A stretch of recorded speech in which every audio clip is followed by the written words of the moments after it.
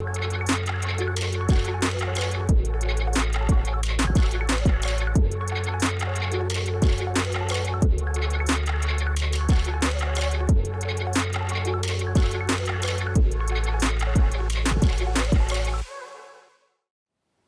difícil mencionar el nombre de Rosa Lencero sin una sonrisa.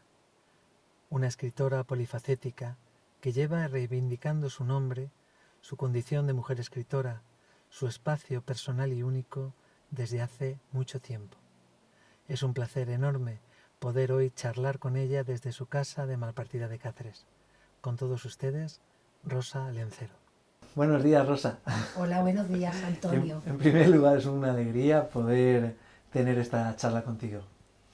Para nosotros. Pues yo ni te digo, más que alegría, es una gran satisfacción y un agradecimiento pleno, total. Claro que sí. Porque eres una persona que eres muy bondadosa, muy generosa y para nosotros es un placer de verdad estar. Quisiera comenzar haciendo una referencia a tu apellido porque en el mundo de la poesía extremeña, hay un espacio muy importante destinado a Luis Álvarez Lencero, que fue hermano de tu abuelo. Me gustaría que empezara. Primo hermano de mi abuelo, como hermanos, porque crecieron juntos desde pequeñitos y de hecho eran los dos iguales, eran unos cuentistas y unos teatreros, porque tenían unas ocurrencias y una creatividad increíble. Sí. ¿Llegaste a conocerles? Sí, ¿Y qué recuerdo tienes de él? Sí.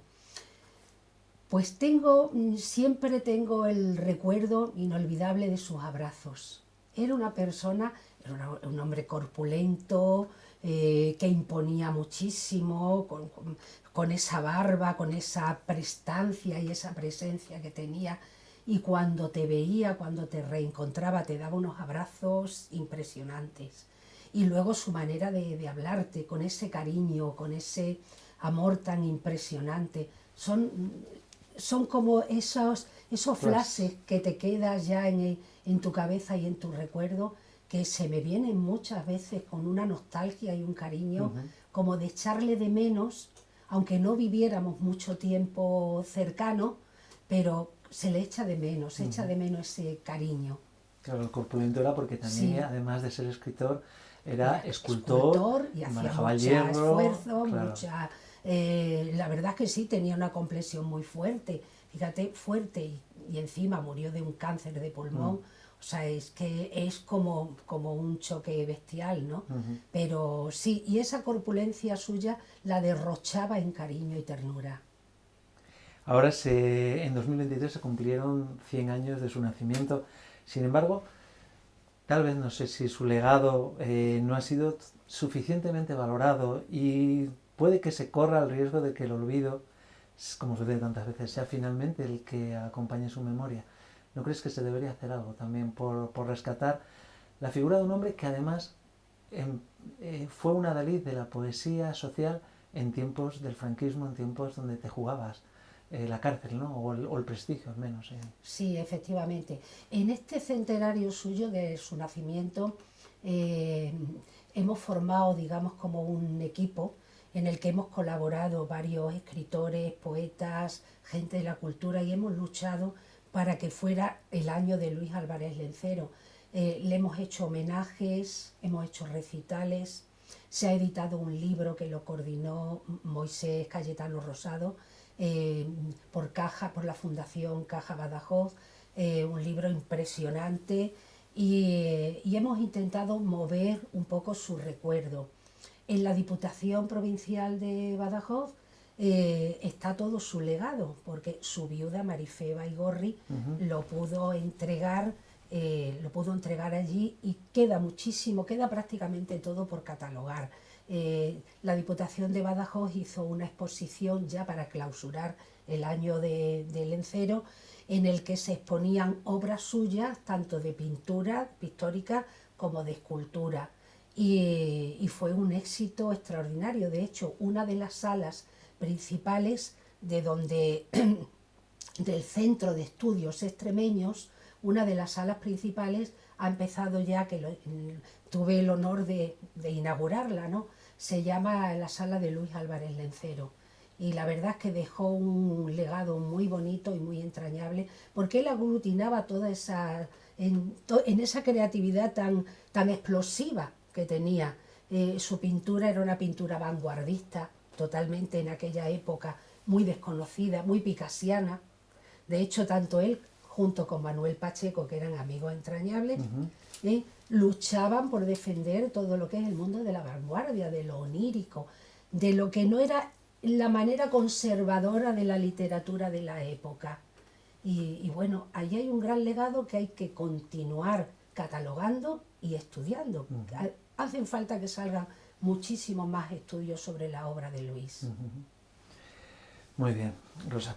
Tú empezaste a escribir poesía muy joven, creo que alrededor de los 12 años, ¿no? Sí. Y te empujó a escribir la poesía El dolor. Sí, sí. Cuando yo tenía apenas 11 años, murió mi padre, con 38 años, de algo que hoy en día nadie se muere, de una estenosis mitral. Pero en aquella época era impensable una operación de corazón abierto para arreglar esas válvulas mitrales y tal, cosa que hoy en día, fijaros lo fácil que es. Y yo tenía apenas 11 años, mi hermano tenía 9, mi madre se quedó viuda con 36 años, imaginaros. Y bueno, desde ese momento yo siempre me había gustado mucho leer. Yo fui una lectora muy precoz, en el sentido de que cualquier libro que veía, sin saber qué estaba leyendo, ni comprender lo que leía, me encantaba leer muchísimo. Y ya empezaba yo a tener algunos encontronazos con la poesía, ha venido y nadie sabe cómo ha sido. Y sí que fue a raíz de la muerte de mi padre que necesitaba como una terapia para expulsar toda la pena y todo el dolor de habernos quedado huérfanos, solitos los tres. Y tuve que romper apenas con 12 años, tuve que romperme el corazón hablando de la muerte en un poema, por primera vez en mi vida. Pero fue abrirlo totalmente a esa terapia que descubrí que era la poesía y que era el escribir. Y a partir de ahí seguí escribiendo, seguí. En el colegio se dieron cuenta que iba al Colegio Trajano de Mérida en aquellos años, y la profesora que yo tenía de literatura, doña Cati, que era salmantina, digo salmantina porque era una mujer aparentemente seria, pero era la dueña de una vitrina, y en esa vitrina, bajo llave, había libros. Y no solamente eso, sino que cuando doña Cati se dio cuenta que yo sabía escribir, ya me azuzaba para escribir. Y ahí empezó. Entonces, se lo agradeceré toda la vida. Sí, fue una terapia. Primero fue terapia. Luego una necesidad, y luego ya es un no saber vivir sin escribir. Hasta hoy. Es verdad que para ser poeta es necesario tener también ese fondo innato, o ese modo de mirar el mundo que ha de nacer, ¿no? Pero ¿cuántas veces también asociamos la poesía al dolor, a la belleza, sí, y al dolor como si fuera un bálsamo, ¿no? Sí, cierto, como si fuera el bálsamo de Fierabras que nos aplicamos a diario, pues para mantenernos en una vida que estamos viendo cómo va el mundo en la actualidad. Y quizás a lo mejor muchas veces el poeta puede pecar, si no es un poeta que escriba sobre lo social, poesía social, reivindicativa, de protesta y de tal, sino que sea una poesía más sencilla y más suave. Es que necesitamos ese bálsamo pues para poder sobrevivir en un mundo que a veces es tan ingrato y tan tremendo, sobre todo en la actualidad en la que vivimos, que todos son guerras, desastres. A mí me gustaría luchar de alguna manera contra eso con mi poesía, que es el único grito que yo tengo. Pero sé que eso es como poner una gota de agua en un inmenso océano. Y eso también al poeta le desespera y en cierto modo también lo hunde. Es verdad. De todos modos, hace poco que hablábamos con otro poeta y comentábamos que muchos de estos traumas que arrastramos como seres humanos, de las guerras, de las injusticias, del dolor, han existido siempre. Y siempre ha habido poetas que los han cantado. Sí, siempre ha habido Siempre. poetas, efectivamente. Los trovadores, el mester de clerecía, hasta incluso las archas, que era, digamos que era un sentimiento de dolor hacia el amor, hacia la amistad, el amigo, tal, sí, de siempre. O sea que hasta en la escritura cúfica encontramos poemas. Safo, o sea, todo a lo largo de la historia, los grandes poetas griegos, los grandes poetas latinos, todos, escribir es llorar, como era para Larra. O sea, en realidad, es que como te decía antes cuando estábamos hablando, pertenecemos a una cadena. Somos eslabones de la misma cadena. Y es una cadena inmensamente larga en la que nuestro eslabón se apoya sobre otro, pero en el nuestro también se apoyarán. Siempre he creído eso. Sí, eso es curioso. Yo esa sensación la he tenido alguna vez que he saludado a algún poeta de renombre y que es a su vez, por ejemplo, recuerdo una vez que saludé a Luis García Montero, Sí. que era tan amigo de Alberti, y de Alberti ibas a Lorca, y con Lorca ibas a Juan Ramón, y de Juan Sí, Ramón a Machado, sí, de Machado, Góngora, ibas hacia atrás, y te perdías, ¿no? Te perdías. Llegábamos al inicio de los tiempos. Total. Y además, mira, tenemos una suerte extraordinaria en este país, que tenemos una literatura desde el inicio de los tiempos con una riqueza extraordinaria. Y hay para todos los gustos. Y podemos elegir en un amplio repertorio de literatura, de poesía, para todos los tiempos y para todos los gustos. Y es un cimiento inagotable sobre el que vamos construyendo y que no debemos prescindir de ello, ya que las generaciones nuevas no pierdan el pisar sobre eso, porque no se nace de la nada, Nacemos de lo que hay detrás.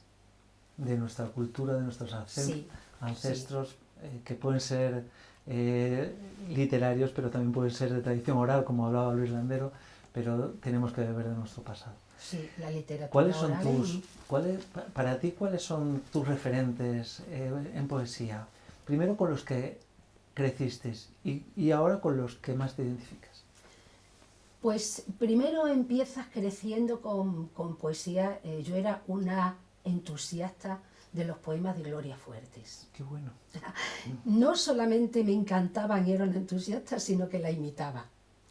Como además teníamos la suerte de que a Gloria la veíamos muchísimo en la televisión, cuando éramos unos pipiolos, y como tenía siempre ese arrojo y esa energía, la verdad es que te contagiaba.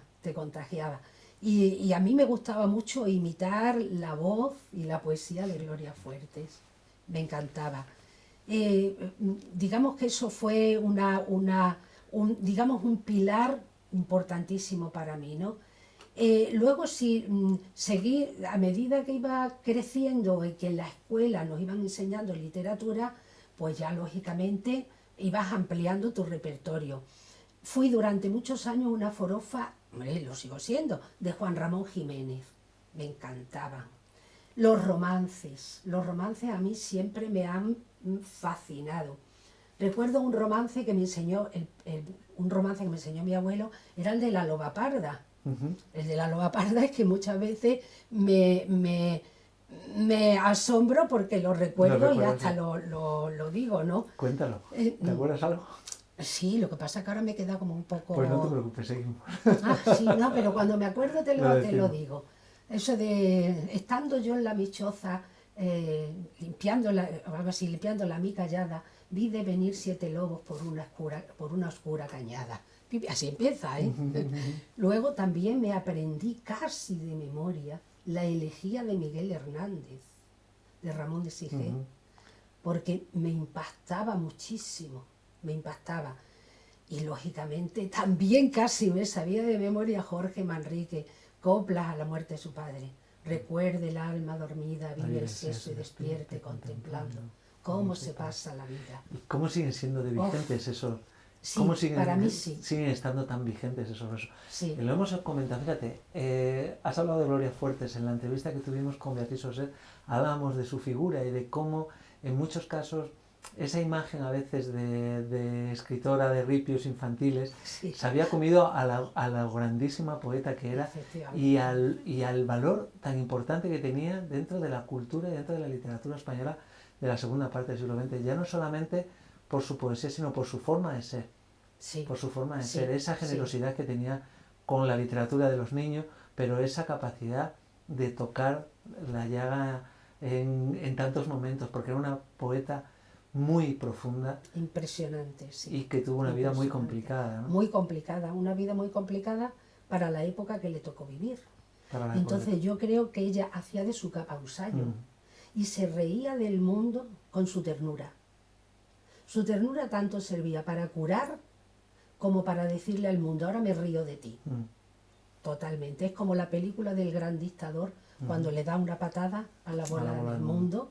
¿Eh? Pues yo creo que Gloria usaba el mismo sistema.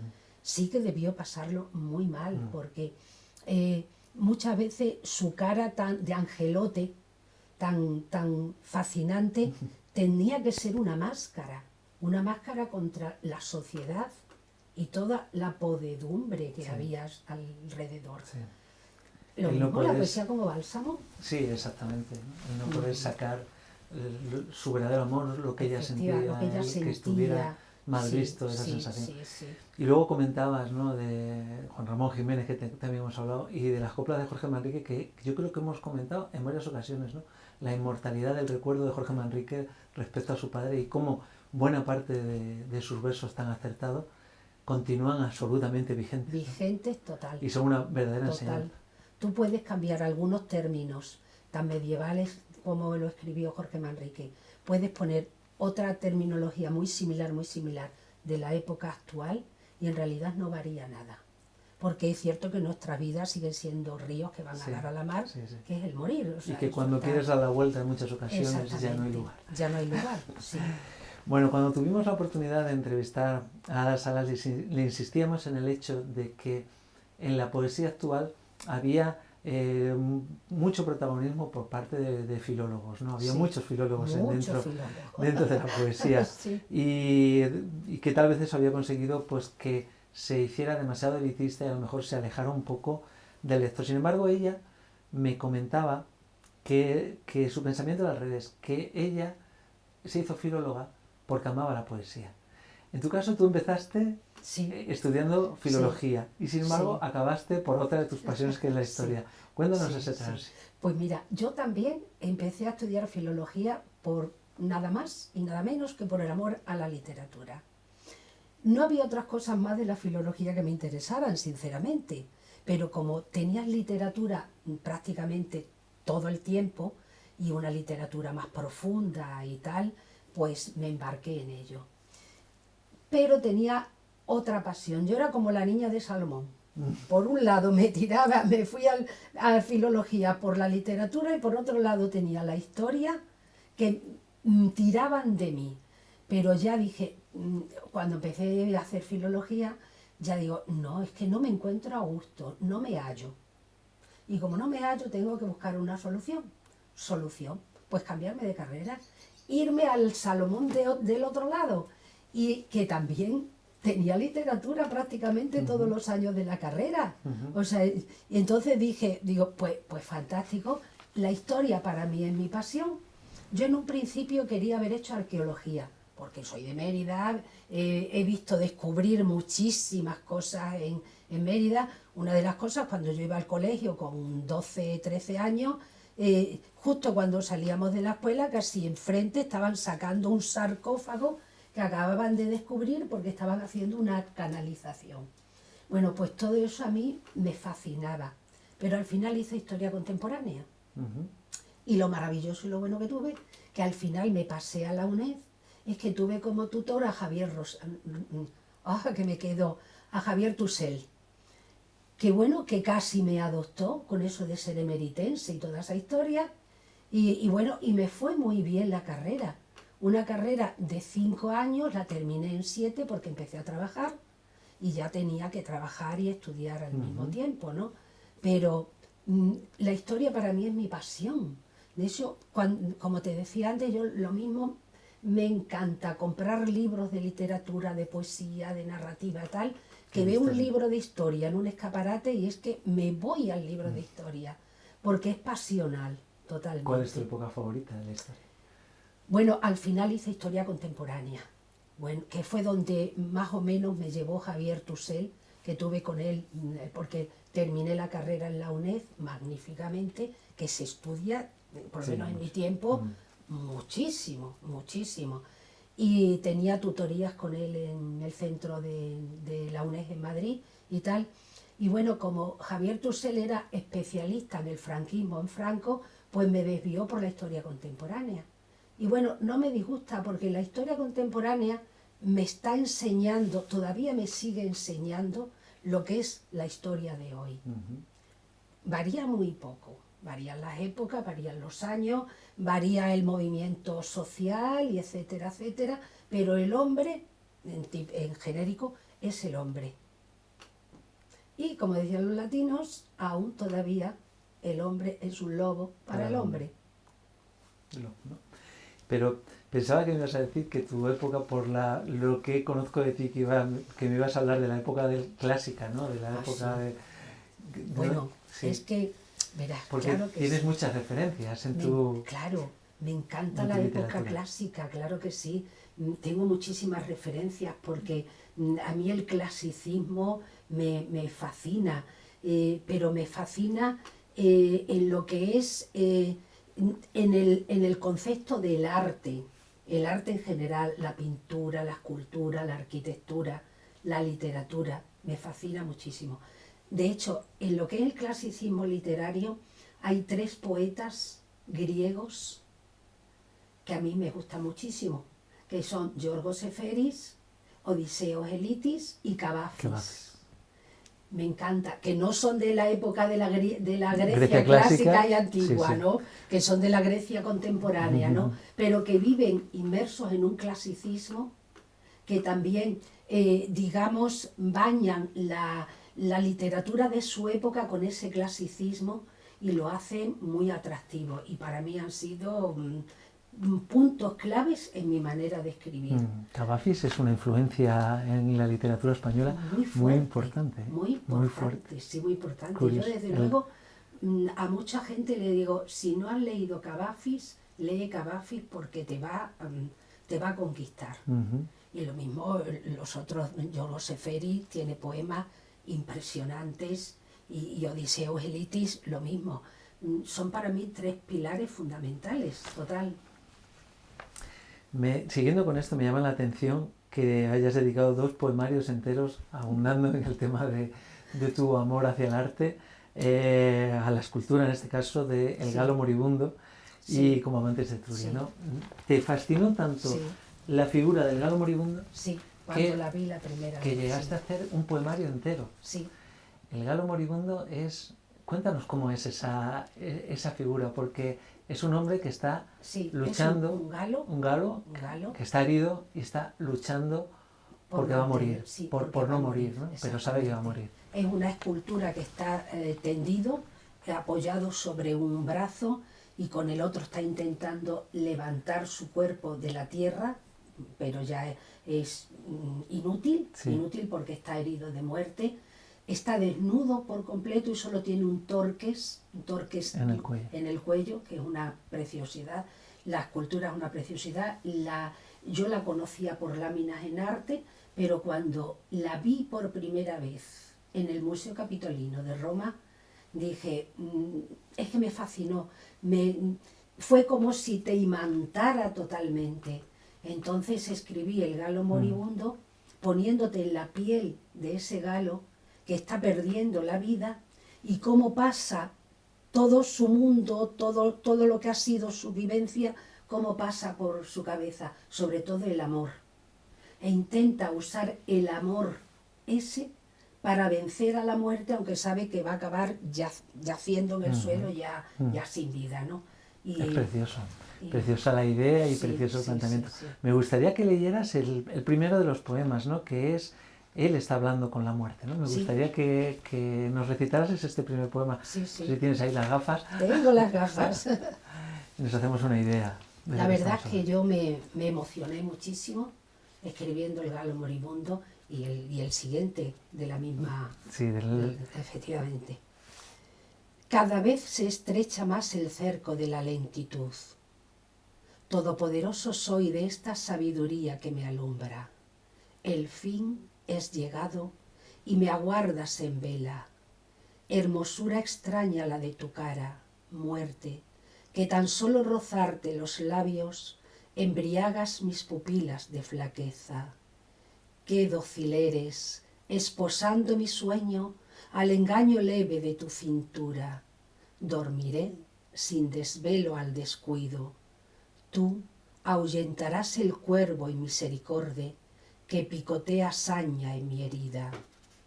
O sea, intenta que la muerte, que le está picoteando como un cuervo que está esperando a que finalice su vida, sabe que está vencido, pero que él dice, al fin yo te voy a vencer a ti, porque todo lo que va a venir después es aquí, rodando, rodando, con la sangre que se me va, rodando mi vida y el amor, que es lo que me sostiene. es una imagen bien bonita, ¿eh? El planteamiento poético es bien bonito. Fíjate qué curioso que me regalaron un libro el otro día que fue mi cumpleaños y de estas casualidades no tiene nada que ver con lo que estamos hablando porque es un libro de aventura, de montaña. Y justo empiezo a leerlo y me encuentro con el retrato de el galo moribundo. Digo, ¿qué cosas tiene la vida? Cosas, sí. Digo, justo que estaba oyendo esto y me aparece ese libro. Sí, qué curioso, sí. Es muy curioso. A partir de ahí, en 2002, aparece en la editora regional de Extremadura, de la que hablaremos más adelante, uno de tus poemarios que a mí también más me gustan, que es Mar de Hierba, ¿no? Como la película de Elia Kazan, ¿no? De Spencer Tracy y Catherine Hepburn. Sí, Además, en donde tú pones Mar de Hierba, con Y premeditadamente. Cuando todo el mundo, las dos acepciones son correctas en la Real Academia, pero la mayoría de la gente pone hierba con Y. O sea, con H. Cuéntanos, ¿por qué hiciste eso premeditado? Porque poner hierba me daba connotaciones más cercanas, más simples, más normales. Si yo hubiera puesto Mar de Hierba, me parecía que pretendía un cultismo, que parecerá una tontería, en el título, y lo que quería era bajarlo más al ras de tierra. Entonces, que si fue una hierba más conocida. Exactamente, si tú hablas con la gente normal del campo, normalmente te dicen la hierba. Ha crecido la hierba, que alta está la hierba, que verde está la hierba. Pues eso era lo que yo quería, poesía a ras de tierra, como diría Pacheco. Tu nombre me sabe a hierba. Sí, que suena como más... Qué bonita esa canción, sí. Hay un poema que me gustaría que recitaras de este libro y que me hablaras de el cinamomo, que es un árbol japonés, si no estoy equivocado, ¿no? O por lo menos oriental. Es oriental y es un árbol, que además lo pone en el poema, es un árbol bíblico, porque ya en la Biblia se habla de los cinamomos. Y quien me dijo a mí que era un árbol bíblico y me lo explicó el porqué fue otro poeta extremeño, Benito Acosta, que además es sacerdote, que es muy, muy amigo nuestro. Una de las veces que vino a casa, cuando se encontró con el impresionante cinamomo, que hace unos años nos lo tuvieron que cortar porque ya destrozaba mucho la acera, se metía en las acometidas, en lo del agua, ¿no? Y fue una pena que yo lo lloré y le hice duelo, lo aseguro, pero comprendí que no había más remedio, ¿no? Entonces fue él el que me dijo que era un árbol bíblico y que en la Biblia era un árbol muy bien considerado, muy bien considerado. Entonces yo pues estaba más feliz que nada con mi cinamomo, porque además mi cinamomo tenía pisos, nidos, con los pájaros, los mirlos, que aquí hay muchísimos mirlos, y para mí ya pasó a ser mi pájaro preferido, el mirlo.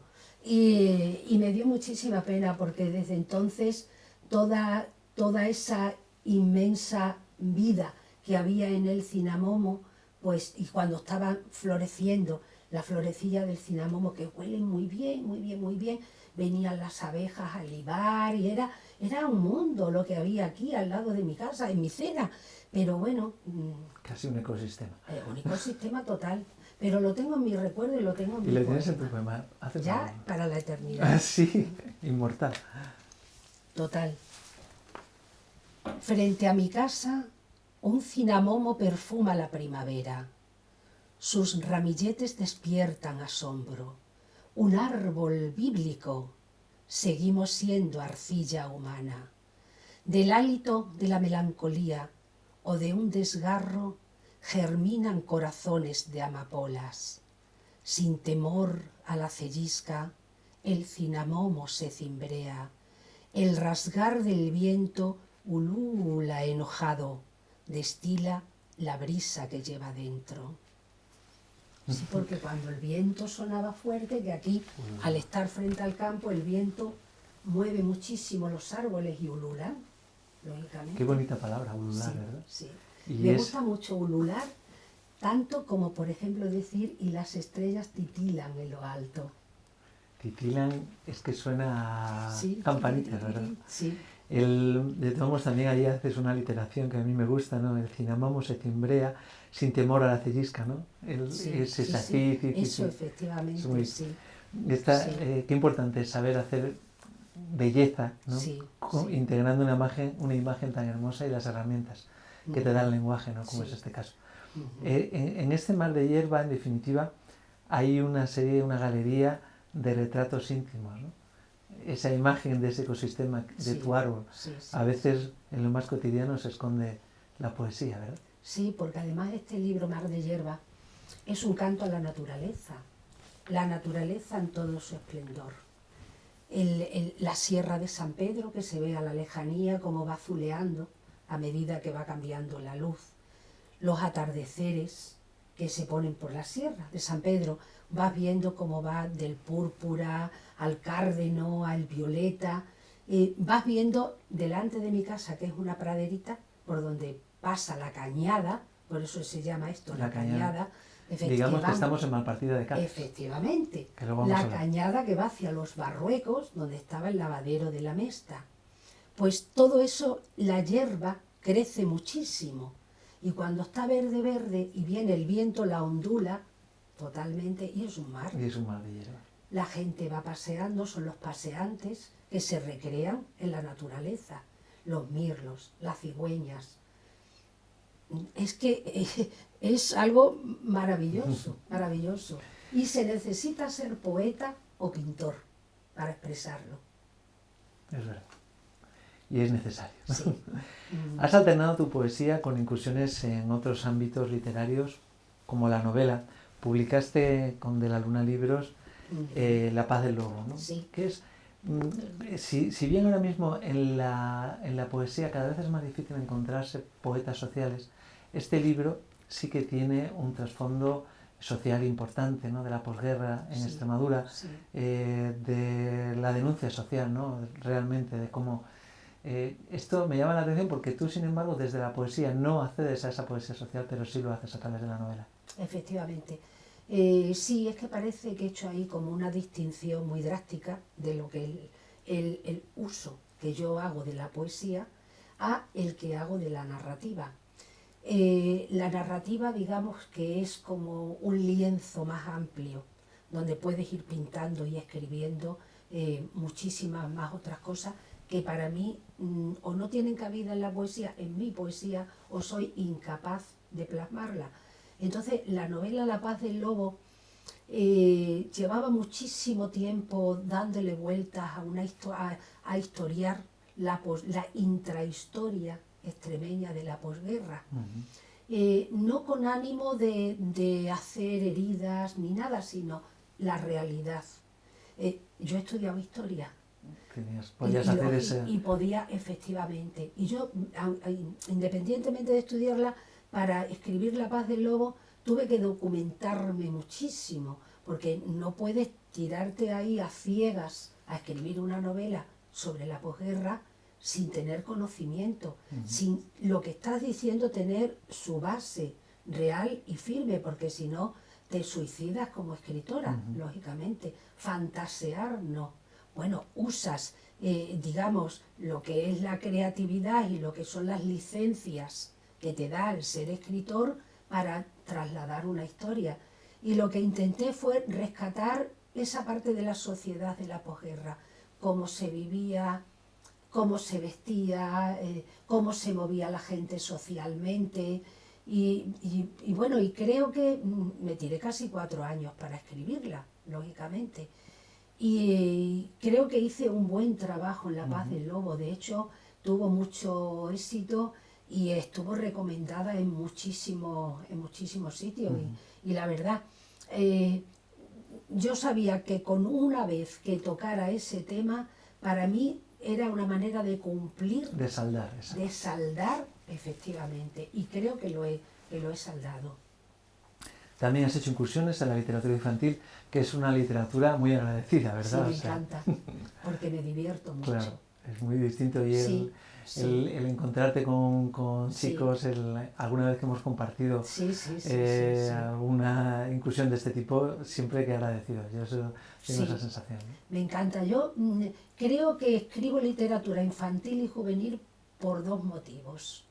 Quizás el motivo que esté más en el fondo sea porque a mí mi niñez se me truncó muy pronto.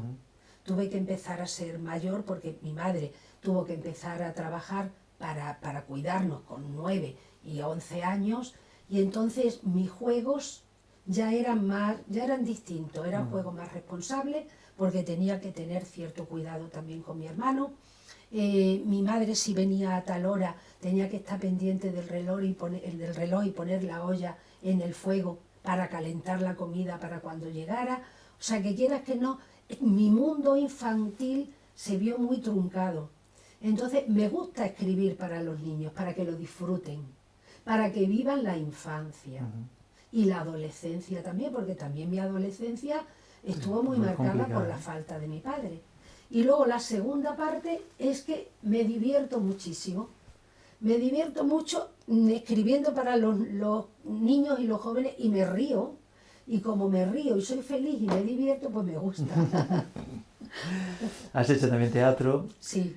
Guiones, permíteme, una parte del teatro que escribiste, una obra de teatro se llamaba Nosotras, Mujeres. Sí, divertidísima. Con un marcado carácter feminista. ¿Qué ha supuesto para ti la lucha por la igualdad entre los hombres y mujeres? Porque cuando escribiste esta obra de teatro, ¿es 2006? Sí. Y se ha estrenado 1, 2, 3, 4 o 5 veces. La primera, Asunción Mieres, que llevaba el grupo de teatro de la universidad, fue la que, digamos, me inició en el mundo del teatro. Y necesitaba una obra muy coral para el grupo que tenía de universitarios para hacer una obra de teatro.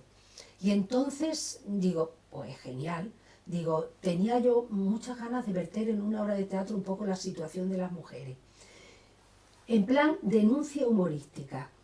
O sea, porque, vamos a ver, a mí no me gusta ser muy seria. Y no me gusta ser tampoco hiriente para reclamar algo, un derecho o lo que sea, porque pienso que ya hay demasiadas heridas por el mundo, ¿no? Entonces dije, pues voy a escribir una obra coral sobre mujeres para todo este grupo de teatro que tiene, en el que me va a venir muy bien, porque voy a usar una mujer de cada época de la historia para ver cómo se ha evolucionado y para que cuando llegan nuestros días se viertan ahí una serie de reivindicaciones que al fin y al cabo vienen desde atrás. Entonces, bueno, pues y todo con un coro de dioses, el típico coro del teatro greco-romano, ¿no? Que están ahí machacando y dando caña a las mujeres. Los dioses altivos, cada uno en su pedestal, y las mujeres a ras de tierra reivindicando y contando sus vicisitudes, ¿no? Entonces sale Jimena de la Edad Media, será posible que ahora se No me pasa haya- nada, diferentes Bueno, mujeres, da igual, diferentes mujeres, representando momentos determinados. exactamente, de la historia. Pepa, la de la época actual con su fregona y su plumero, y Selenia, la mujer del futuro, que una mujer futurista ya 100%. Y entonces cada una sale independiente, pues con sus penas y sus pocas glorias y sus reivindicaciones, al mismo tiempo que los dioses van coreando, unos con broma, otros con tal, otros guerreros como Marte, y es eso, reivindicar el papel social y cultural de la mujer a lo largo del tiempo. ¿Y cómo tiene que ser la mujer del futuro? Esa era Selenia. ¿Consideras que el hecho de ser mujer ha podido menoscabar tu trayectoria literaria o no?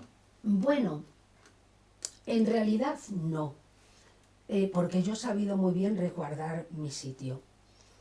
Pero sí que es cierto que siempre, que muchísimas veces te das cuenta de que priman más los hombres que las mujeres. Tienes que andar diciendo, oye, que estoy aquí. No es que haya tenido mucho problema, por fortuna, pero sí que a veces te das cuenta que bandean en determinados lugares por la literatura masculina o la literatura escrita por hombres, que al final es la literatura, porque usamos el mismo lenguaje y vivimos la misma vida. ¿Qué más da que yo sea mujer que tú seas hombre? Pero vamos, me he sabido defender. Había un poema en donde hablabas de esa relación entre Sí. mujer y escritora, ¿no? Sí, bueno, vamos a ver. Escritora, ama de casa y trabajadora. Compagina ese trío ahí como en una costelera. Es bastante complicado, ¿eh? Porque claro, eres ama de casa y tienes que cuidar tu casa. Eres esposa y tienes que cuidar también a tu esposo. Eres trabajadora y tienes que salir de tu casa a trabajar. Y luego eres escritora. Ese trío para una escritora, no veas, ¿eh? Bueno, pero el poema este es cierto. Cierto, muchísimo, muchísimo, muchísimo, ¿eh? ¿Qué cenaremos hoy? No he cocinado, ya sabes. He estado toda la tarde escribiendo. Hoy, sopa boba de escritora. Abrir, verter, calentar y lista. Menos mal que escribir no es domesticar tigres. Tendría sangre en las manos de arañazos. Solo tengo una mancha de tinta en el corazón de sufrir el verso. Calla y come, cariño. Muy bien. Una cuestión también ha sido, en la editora regional de Extremadura, que ahora cumple 40 años, ha sido la única mujer que ha sido directora de la editora regional de Extremadura. ¿Qué supuso para ti dirigir la editora durante esos 4 años?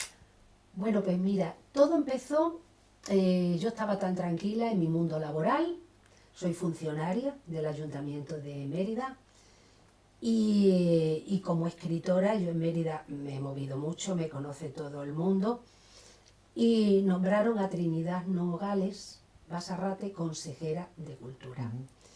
Trinidad me conoce desde que éramos crías. Siempre le ha gustado mucho y me ha admirado como escritora. Yo para ella he hecho muchísimas cosas en el Museo Nacional de Arte Romano. Recitales de poesía clásica, recitados vestida de romana, con la familia Vargas a la guitarra acompañándome.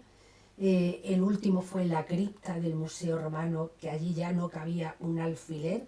Yo creo que hasta se levantaron los muertitos romanos, porque fue impresionante. Y este prolegómeno viene a cuento de que cuando a Trini la nombraron, necesitaba una persona para que llevara fomento de la lectura. Me llamó y me propuso llevar el plan de fomento de la lectura. Hombre, tú a una escritora que está ya también cansada de tanto mundo administrativo, porque a pesar de tener yo mi carrera no he querido concursar ni he querido hacer más nada, he querido tener una vida más tranquila, pues dije, bueno, pues fantástico, un impasse en mi vida que me encanta y que es mi mundo. ¿Cómo voy a decir que no? Pasa el tren, me subo. Pues en ello estaba yo dirigiendo el plan de fomento de la lectura y bueno, por la razón que sea, que jamás me explicaron y yo pregunté, al cabo de los meses, de los pocos meses, me llama otra vez la consejera Trini y me dice, ¿te atreverías a dirigir la editora regional de Extremadura? Fíjate, dice que conozco yo a la editora regional de Extremadura, por dentro y por fuera. No lo pensé, no lo pensé. No sé si es que me hizo un interruptor plaf y dije que sí. Pero ten en cuenta que va a ser editora regional de Extremadura y plan de fomento de la lectura. Pues como no vi el peligro, no es que tuviera peligro, entiéndeme, el peligro en el sentido de que fue muchísimo trabajo, o sea, tremendo. Bueno, le dije que sí. Yo ya en cierto modo conocía el funcionamiento de la escritura, los administrativos que trabajaban allí, sobre todo María José Hernández, la conocía desde hacía ya años, y dije, bueno, pues estupendo, me embarco. Siempre hay tiempo para decir no puedo. A mí no me cuesta trabajo decir no puedo tirar con esto, pero pude. ¿Y cuál es el recuerdo mejor que tienes de aquellos años? Tengo recuerdos agridulces por un lado y tengo recuerdos muy dulces por otros, que son que he conocido a muchísima gente entrañable y encantadora, le he dado voz, por decirlo así, a muchos escritores que antes no se habían atrevido a acercarse a la editora. Creé una colección de literatura infantil, juvenil ilustrada, Tigres de papel.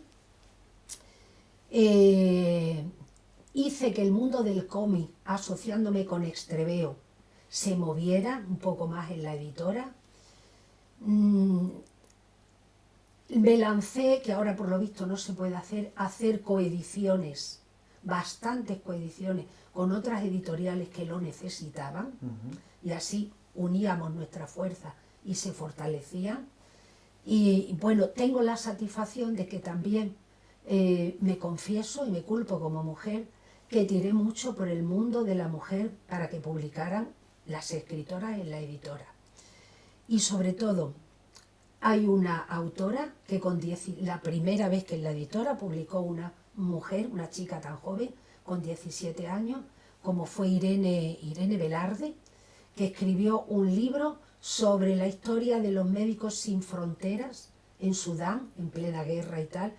Una niña que ahora está haciendo criminología, por cierto, y para mí eso fue una alegría inmensa, porque con mis 17 años yo también me hubiera gustado que me dijeran, trae, que te escucho, te leo, y aquí está tu obra.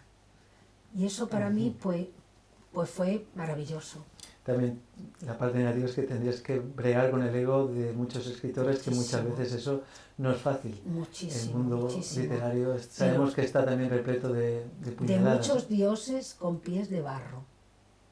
Puñaladas como la de Julio César, por todas partes, vamos. Y dioses con pies de barro, muchísimo. Y tienes que... vas como en unas pasaderas que van como en los juegos esos de que no sabes si pisas la que te vas a ir al abismo, así tenías que andar muchas veces. Pero en fomento de la lectura, qué maravilloso, porque surgieron los clubes de lectura como las setas. Y aún conservo unas amistades entrañables ya para toda la vida. Es que el fomento de la lectura, fomentar el hábito, crear nuevos lectores, es una labor apasionante, complicada en un mundo como es el de ahora, tan digital, ¿no? Bueno, naciste, ya estamos terminando, Rosa, naciste en la Nava de Santiago, en Badajoz. Como tú, el primo de tu tío abuelo, estuviste muy poco tiempo, casi todo el tiempo estuviste en Mérida. Buena parte de tu carrera profesional la has desarrollado en Mérida, como has dicho, y ahora vives en Malpartida de Cáceres. ¿Qué te trajo aquí? El amor. El amor, totalmente. Yo conocí a mi marido, Antonio Viudas Camarasa, en un recital de poesía en Mérida, en el Centro de Educación Permanente de Adultos, en el que estaba invitado también Manuel Pacheco. Yo heredé de mi tío abuelo Luis Álvarez Lencero, heredé la amistad de Manuel Pacheco. Entonces, Antonio estaba empezando a hacer la obra de la poesía completa de Manuel Pacheco y fue a verlo a Mérida a recitar, y yo recitaba junto con Manuel Pacheco y otros poetas de Mérida. Entonces Manuel nos presentó y desde entonces pues tan encantado. Él iba diciendo por ahí, Manuel Pacheco iba diciendo por ahí amorosamente: uf, he colocado a la sobrina de Luis con mi mejor amigo Antonio. ¡Qué feliz soy! Que no sé qué, que no sé cuánto. Y bueno, Antonio vivía aquí en Malpartida. Empezamos primero, claro, yo sabía quién era él porque había oído su diccionario extremeño de la facultad, del poco tiempo que estuve, que lo conocía de oídas y tal, ¿no?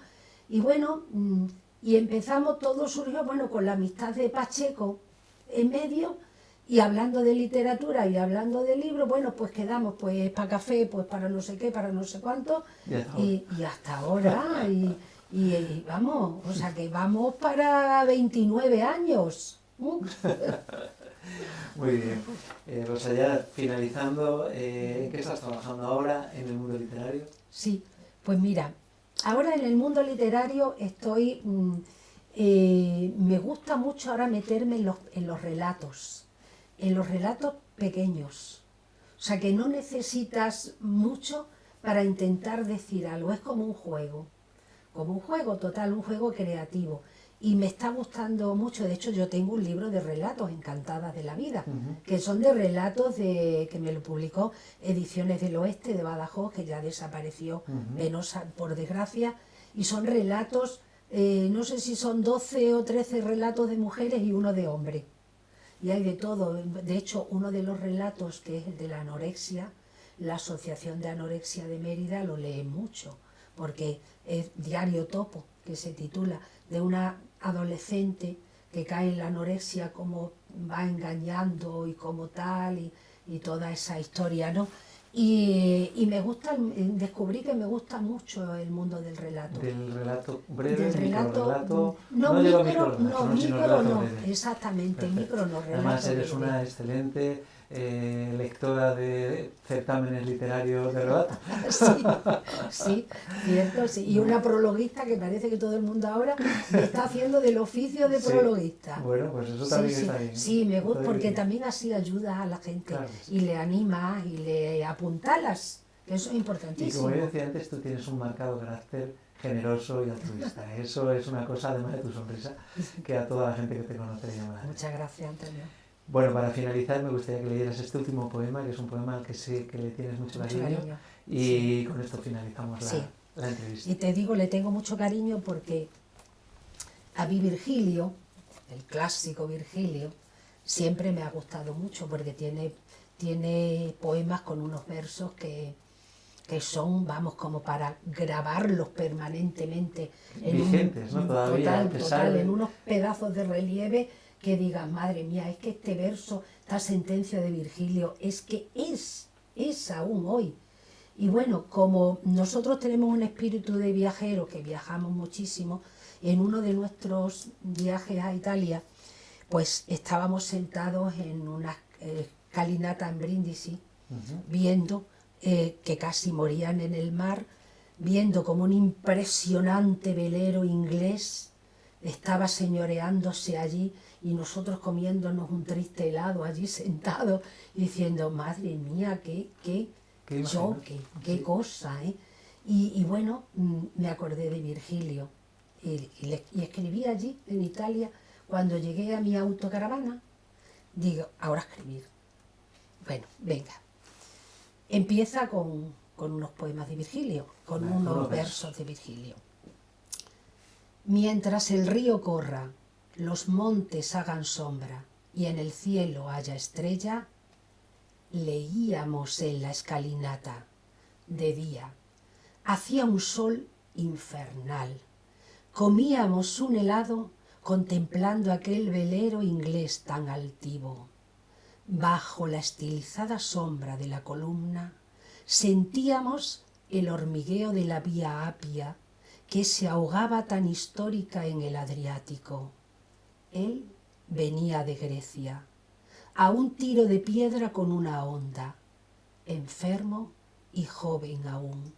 Una lástima.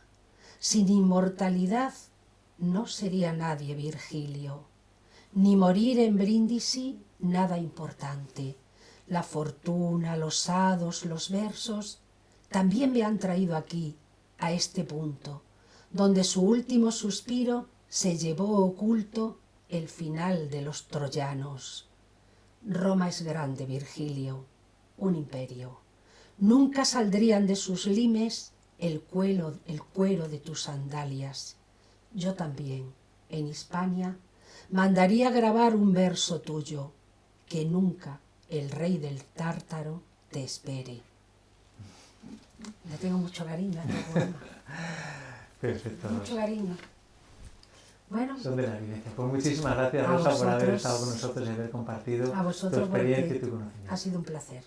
Gracias. Os lo agradezco infinitamente porque todo lo que sea transmitir el amor por la literatura y por los libros, el decir por qué escribimos y para quién o quiénes escribimos, es importantísimo porque eso es la savia. Igual que él tenía la savia al cinamomo mío, pues esa es la savia que tengo yo, como tú, como todos los que escribimos. Claro, de eso se trata. Gracias. Gracias.